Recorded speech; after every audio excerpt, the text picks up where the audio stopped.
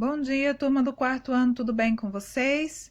Hoje, na aula de História, nós vamos falar sobre Maurício de Nassau e sua expedição artística. Então, pega o livro de vocês, abra na página 106. Hoje nós temos a leitura de um texto, né? E eu gostaria que vocês acompanhassem juntamente aqui com a Pró, tá certo? O conde Maurício de Nassau, que também era militar, ele veio para o Brasil para administrar e governar as províncias holandesas que aqui estavam instaladas em Pernambuco. A cidade do Recife ficou conhecida como a capital do Brasil holandês. Aqui ele trouxe com ele, uma comitiva de artistas, médicos, botânicos, cartográficos, pintores e gravuristas.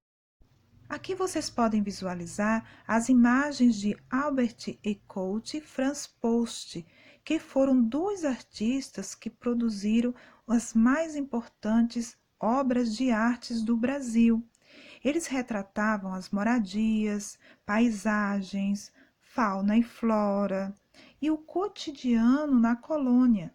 Como vocês observam, olha só a Índia carregando seus utensílios, o seu filho, como se vestiam. Ao fundo vocês observam a fazenda, provavelmente uma fazenda de cana de açúcar. E na outra imagem, paisagens, rios, plantações baixas, próximas ao mar, não é mesmo? A comunidade, os festejos, as moradias. Então, isso foi muito importante para a nossa história porque ficou documentado.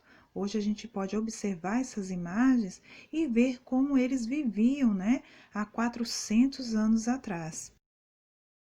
Essa comitiva trazida por Maurício de Nassau ficou conhecida como Missão Holandesa.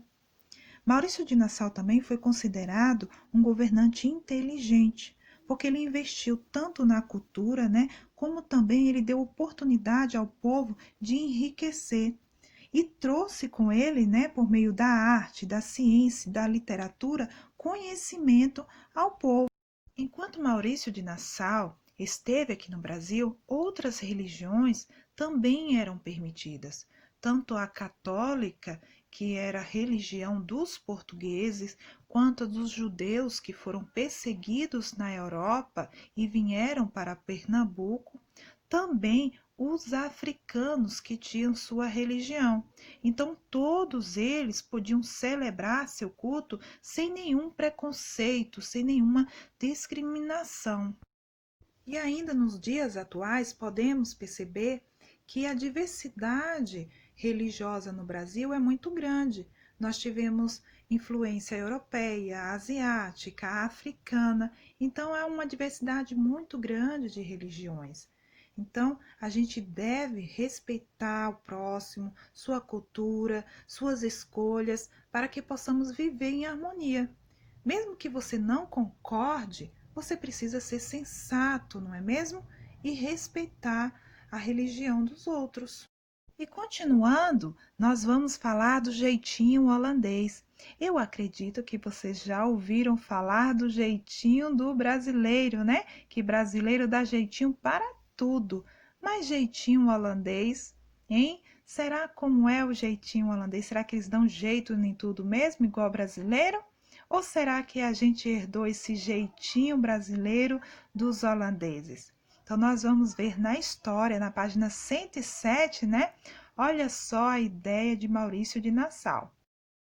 Minha avó contou que a avó dela contou uma história que ouviu da sua avó. O caso de um boi que voou. Parece história da dona Carochinha, mas não é não. Aconteceu lá no Recife nos anos de 1600, quando governava por lá um holandês chamado Maurício de Nassau.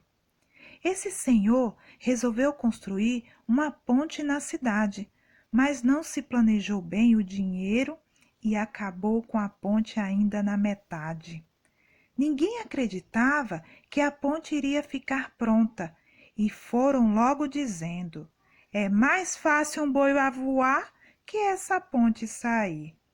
O seu Nassau ficou danado com o falatório e resolveu a questão pegando um empréstimo.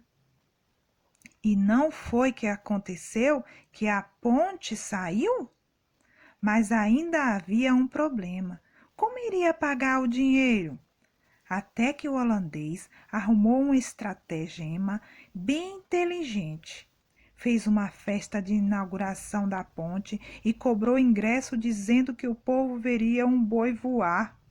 O burburinho foi grande. O governador vendeu todos os ingressos e pagou a ponte. E o boi? Ah, ele voou, amarrado em roldanas de um prédio para o outro. E o problema foi resolvido de um jeitinho bem brasileiro. Ou será holandês?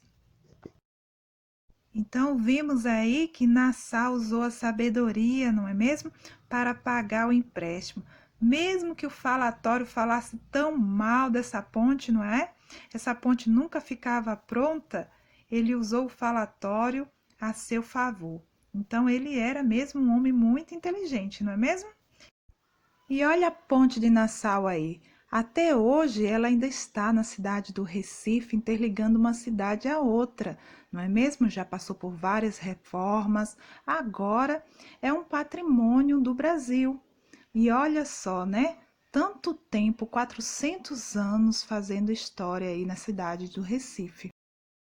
E agora o Para Pensar nos traz um versículo bíblico. Se encontra em Levítico 19, do versículo 33 ao 34, e diz o seguinte: Quando um estrangeiro viver na terra de vocês, não o maltratem, amem-no como a si mesmos, pois vocês foram estrangeiros no Egito. Eu sou o Senhor, o Deus de vocês. E pergunta, né? Este texto foi registrado por volta de 1800 a.C. Você consegue perceber neste texto bíblico tão antigo o princípio da tolerância? Então, esse texto nos mostra, né, que há muitos anos atrás já havia se falado do respeito ao próximo, né, do respeito à cultura, de suas escolhas religiosas, para que possamos viver em harmonia.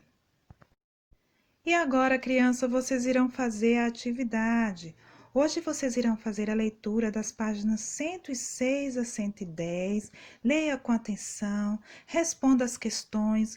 Qualquer dúvida que tiverem, pergunte para a Pro. Peça auxílio a alguém que esteja aí perto de você, tá certo? Mas não fique com dúvida. A Pro explicou tudinho aqui, mas se vocês tiverem dúvida, pergunte, tá certo? Então vamos lá? Boa atividade a todos, fiquem com Deus.